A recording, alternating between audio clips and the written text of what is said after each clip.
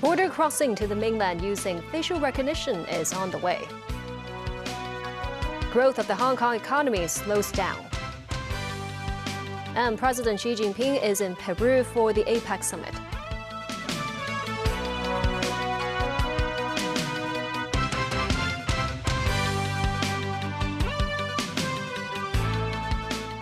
Good evening, and thank you for joining us. Starting next Wednesday, Hong Kong, Macau, and mainland travelers can cross borders at Shenzhen Bay Port and Zhuhai's Gongbei Port of Entry using document-free channels. Under the pilot scheme, cross-border customs clearance will be expedited with facial and fingerprint recognition technology. Currently, residents holding valid home return permits can cross the border to and from the mainland through these existing channels. The customs clearance process at the ports requires a collection of fingerprints and facial features. Then travelers can go through the self-service inspection channels, which are similar to Hong Kong's e-channels, by scanning their mainland travel permits as well as their fingerprints and face.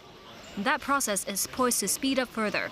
The Mainland's Exit and Entry Administration announced starting next Wednesday, travelers might not even need to scan the physical travel documents. The pilot scheme will be rolled out first at the Shenzhen Bay Port and the Gongbei Port in Zhuhai.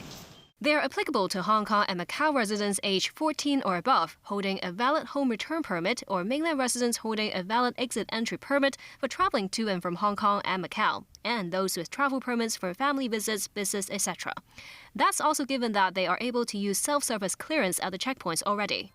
Under the fast-track clearance process, there will be a camera to scan travelers' faces. After verifying the information, travelers will enter the channel to scan their fingerprint and face. And that's it. This woman said her child is a cross-border student and the ports are very crowded over the weekend. The new measure will make border crossing easier, she said. Authorities said with the upgrade in border inspection technology, the measures can not just improve the efficiency of customs clearance, but also facilitate exchanges between the mainland, Hong Kong, and Macau. But the new measure doesn't cover mainland residents who enter and exit for official purposes. Authorities remind travelers that they should still carry valid travel permits even when using the document-free channels. Hong Kong's economy continued to expand, though at a moderated pace. Real GDP grew by 1.8% year-on-year in the third quarter, having increased by 3.2% in the preceding quarter. The government has decreased this year's GDP growth forecast to 2.5%. In the first 3 quarters as a whole, real GDP grew by 2.6% over a year earlier. The labor market remained tight in the third quarter. Employment earnings continue to record solid growth. The Hong Kong economy is expected to maintain its growth momentum owing to likely further monetary easing by the central bank and the mainland's economic stimulation measures. The government will issue a second tranche of retail infrastructure bonds for subscription in mid-December. The target issuance size is $20 billion. Each lot of bonds is offered at $10,000, with a tenor of 3 years for Hong Kong residents. Interest will be paid semi-annually at a rate linked to inflation in Hong Kong, subject to a minimum of 3.5%. Each person will be allocated up to 100 lots. The subscription period begins on November 26th and lasts until 2 p.m. on December 6th. Residents can subscribe through placing banks or securities brokers. The bonds will be issued on December 17th and listed the next day. The government said the proceeds will be credited to the Capital Works Reserve Fund to finance infrastructure projects. The Consumer Council received a 10% year-on-year surge in complaints about public performances. Objections include denial of refunds after performance cancellations. With the imminent completion of the Kai Tak Sports Park, the city is expecting to host more large-scale concerts and shows. But the Consumer Council has flagged a rising number of grievances related to such events. In the first 10 months of this year, they received 529 complaints, marking an increase of 10% year-on-year.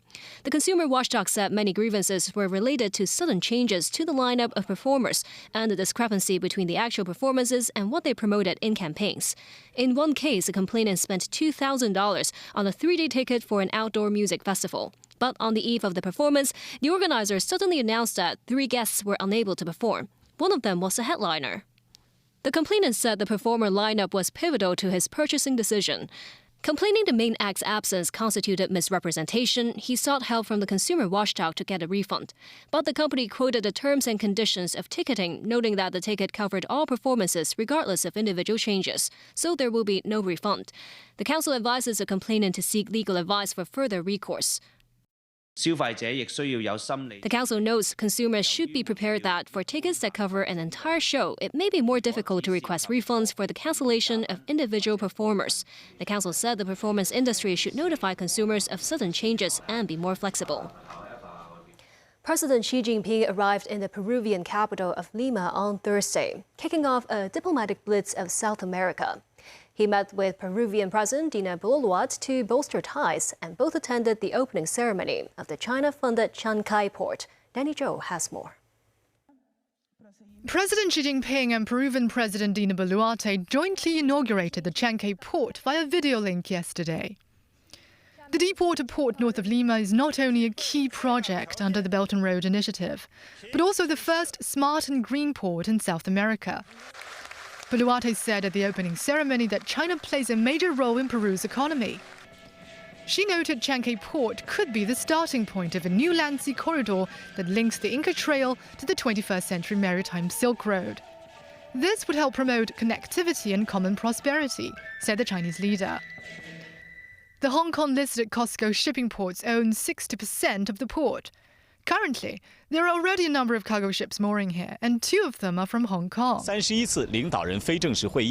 Earlier, Xi arrived at the Callao Air Base in Lima.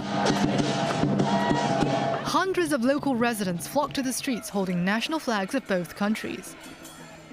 Escorted by a cavalry regiment, Xi was received at the presidential palace and held bilateral talks with Boluarte. China is Peru's largest trading partner and export market.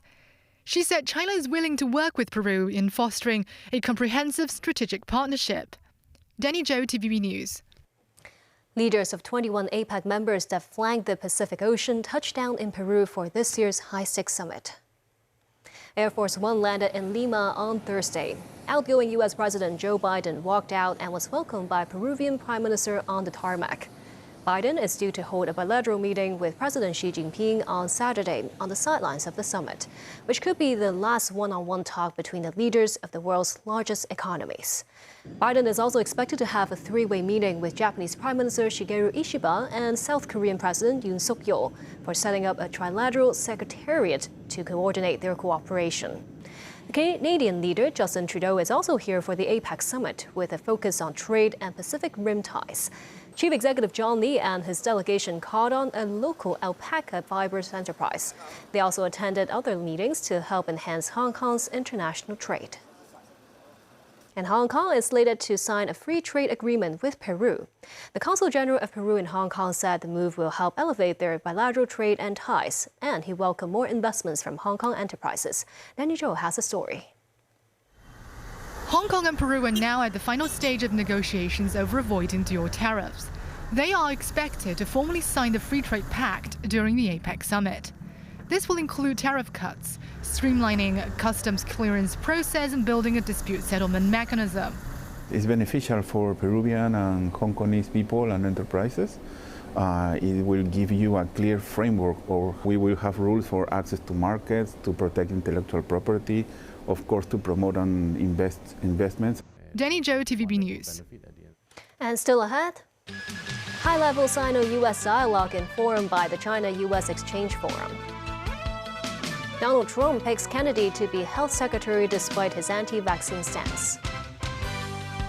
And anti-Israeli clashes at Paris football match.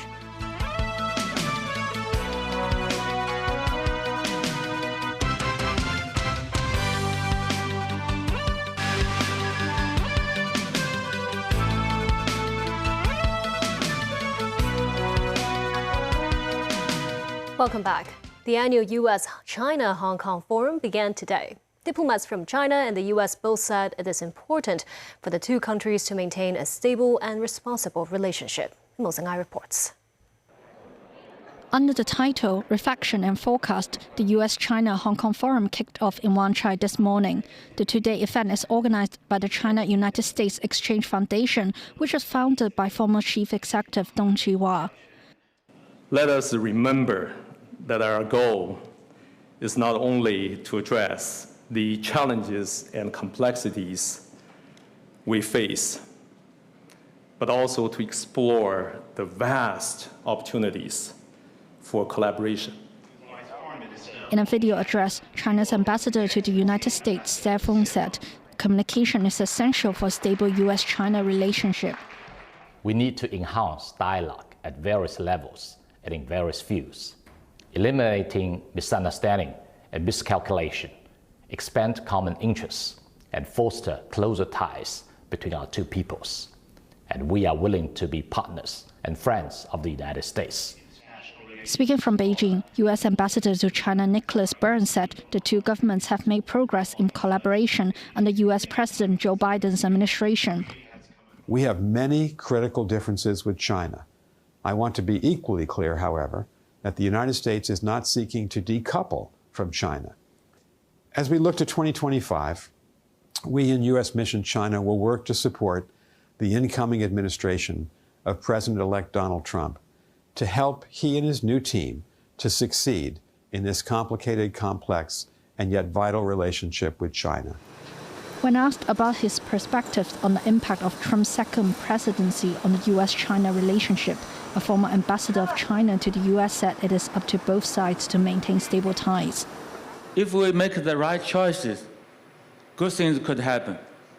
If we make the wrong choice, bad things will happen. So, what kind of a relationship we want to build together? The second day of the forum will consist of closed-door roundtable discussions, allowing certain leaders and experts to join. Memos 9, TVB News.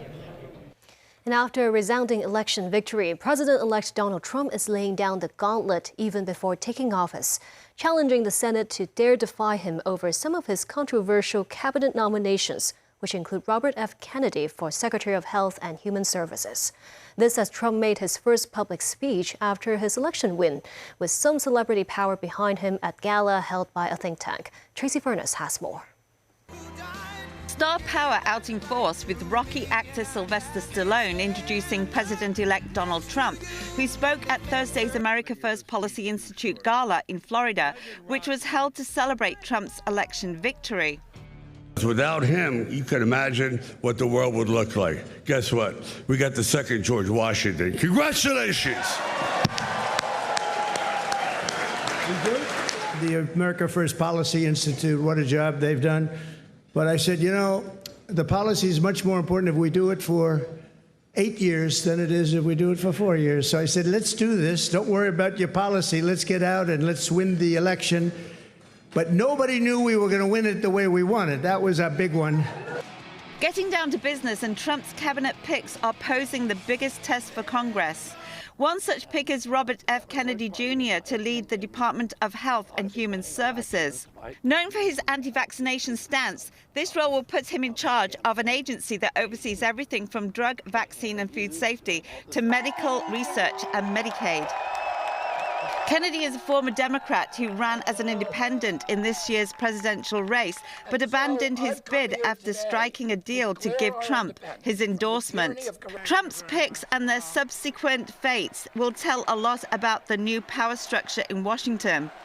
With Republicans winning enough seats to control the U.S. House of Representatives, the party has extended its control over U.S. government alongside President-elect Trump. Tracy Furness, TVB News. Violent scuffles involving Israeli football fans broke out at the National Stadium in Paris as France hosted Israel in an international football match. Anti-Israeli protests took place outside the venue as French President Emmanuel Macron defended hosting the match, saying France will not tolerate anti-Semitism. David Garrett reports. Tension before kick-off, even ahead of the fans arriving. Hundreds of police and security lined the entrance of the Stade de France. They were anticipating possible trouble with the match designated high risk by the Interior Ministry. Protests near the stadium where France were hosting Israel in a UEFA Nations League match. Around 4,000 came to demonstrate against Israel's occupation of Gaza as the Israeli football team visited Paris. These people wanted to vent their anger at Israel's wars and at the French government for allowing Israel's footballers to play in the country. Qui oppose la France à Israël. This woman says it is a scandal that the French political class supports holding this match and will attend it. They are supporting Israel's policy of genocide in Gaza. Il fait partie aussi de l'embargo. Another protester simply said the match should be cancelled to send a message to Israel. About 100 fans from Israel travelled, defying a warning from their own government, and tried to ignore protests as they left the bus and entered. Despite the huge security presence, there were scuffles inside the stadium about 10 minutes into the game. Israeli fans appeared to be attacked, punches were thrown. The incident lasted a few minutes as police broke up fights. Away fans displayed the Israeli flag in defiance. Only 16,000 attended the match, the lowest attendance at the National Stadium for Les Bleus. Many stayed away because of fear of violence. French President Emmanuel Macron in the crowd condemned the fighting, saying we will not give in to anti-Semitism anywhere.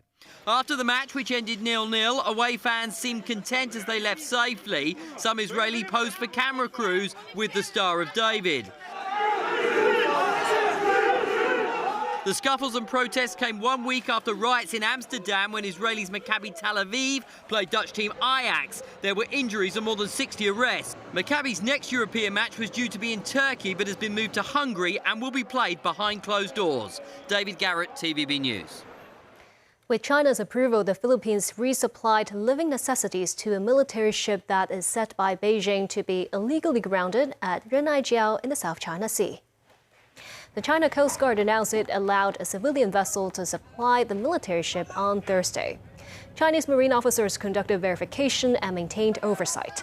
The China Coast Guard spokesperson also urged the Philippines to honor its commitments and work with China to keep the maritime situation under control. The Philippine military said they had completed routine personnel rotation and resupply, stressing that it would continue to defend Philippine sovereignty. Back locally, the three-runway system 10-kilometer international race is set to be held on Sunday. The organizers said there will be some clothing restrictions to ensure aviation safety. Runners will complete identity authentication and a security check at Asia World Expo 2 hours before the race. Then they will be allowed to enter the restricted zone of the airport in a special car. They should wear wristbands throughout the race. On race day, temperatures are expected to range from 24 to 28 degrees Celsius. And if the strong wind signal number 3 or a red or black rainstorm warning is enforced at 4:30 a.m., the race will be cancelled.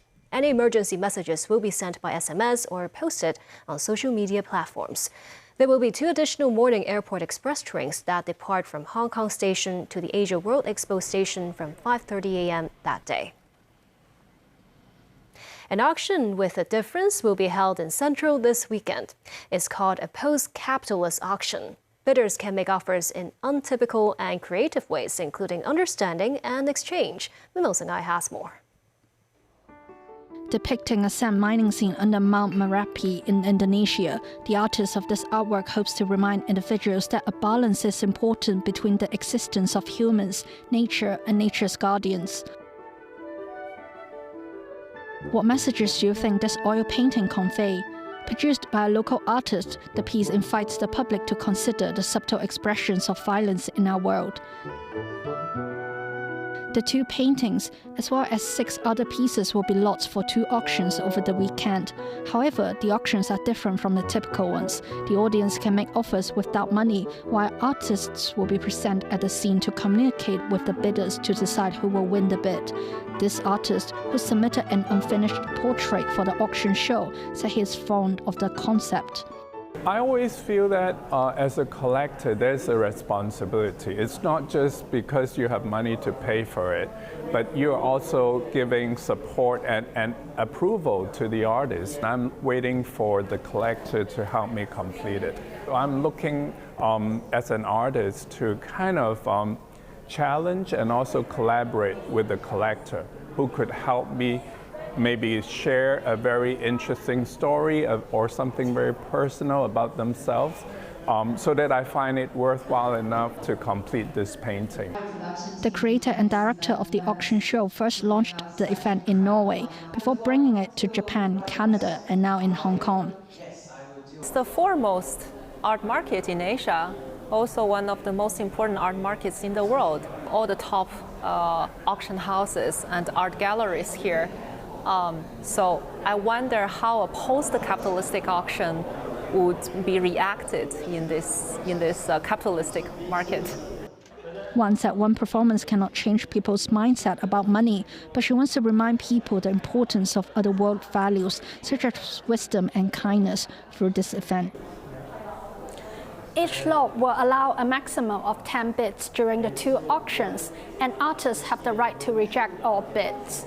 Memos 9, TVB News. And a reminder before we go that Saturday's news at 7:30 will be broadcast at around 10 p.m. because of special programming arrangements. And that's the news. Thank you for watching.